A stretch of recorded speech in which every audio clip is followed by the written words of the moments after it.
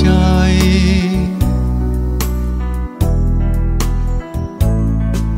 เป็นหยังน้องจึงเมินเหินห่างจากไปด้วยเหตุใดหัวใจนางสร้างดำแสนดำ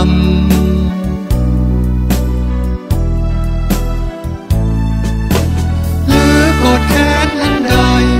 จึงตัดใจปล่อยอายระกำสุดที่หักก็ควรท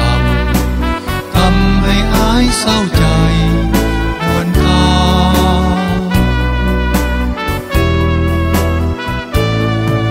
เป็นหยัง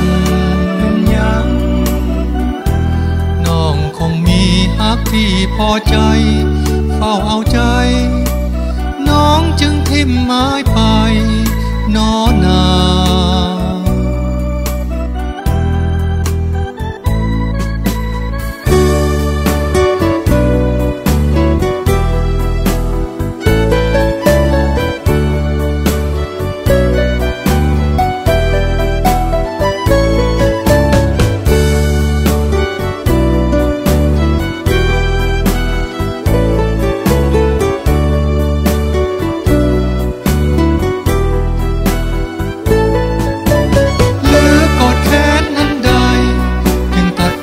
ปล่อยอายระกำสุดที่หักก็ควรทำให้อายเศร้าใจควรค่า